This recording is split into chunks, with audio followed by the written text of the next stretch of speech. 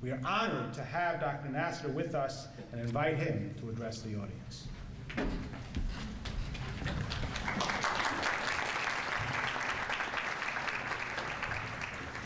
Dear friends and distinguished rabbis, it means a great deal to me to have been invited to speak this evening.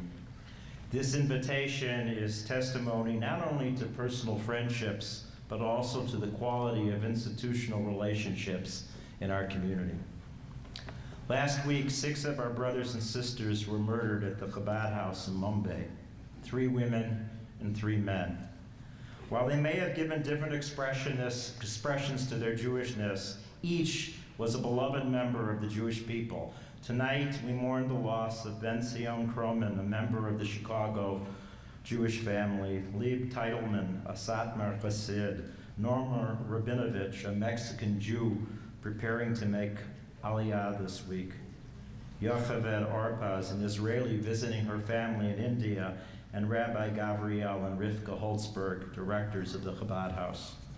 It is not a coincidence that these different types of Jews were all found at the Chabad House, for in Mumbai and around the world, Chabad is home to all Jews. In turn, the pain of Chabad and its family of emissaries has touched all of us. Witness this gathering here tonight. The violence suffered by these innocent victims of brutal terrorism, along with nearly 200 others, brings anguish to all of us. My colleague Anthony Kornstein, the Joint Distribution Committee Director in India, reports that at the Hamid ceremony held Monday in India, how heart-rending it was to hear Gavi and Rivkah's 2-year-old son sobbing, "Ima, Ima, Efo Ima, Mommy, Mommy, where is Mommy?" More than 50 years ago, the Rabbi, may his memory be for a blessing, when confronting another moment of pain and tragedy, said to those who suffered, "Consolation comes only through building and renewal."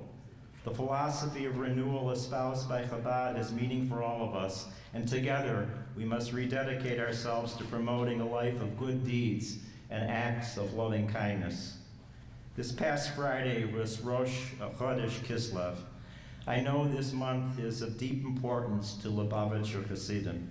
It is the month in which Lubavitch celebrates the release from Tsarist prison of its founder, Rabbi Shneur Zalman of Liadi, in 1798, 210 years ago.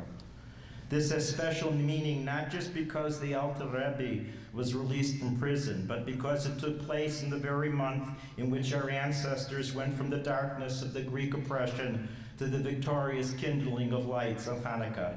This adds poignancy and deeper meaning to our gathering here today.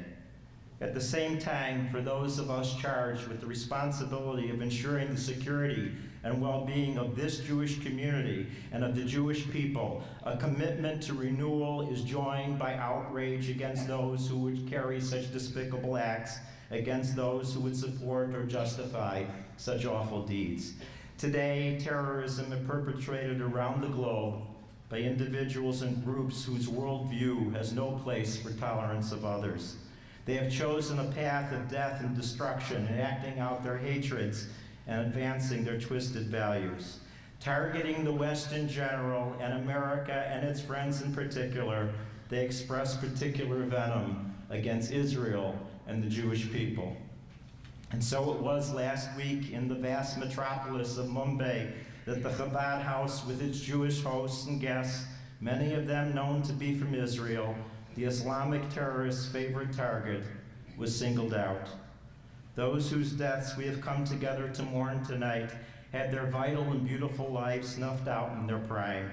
As we mourn all whose lives were lost, we dedicate ourselves both to renewal and to the need to play our part in the fight against terrorism. Together we proclaim that we will be neither frightened nor intimidated. As Jews always have done, we will stand together proudly in strength and with dignity, proclaiming our love of our people's ancient heritage and dedicating ourselves to perpetuating Jewish lives and Jewish values.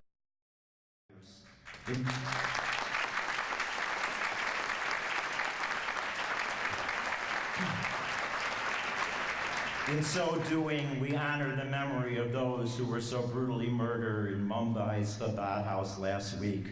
May their memories be for a blessing.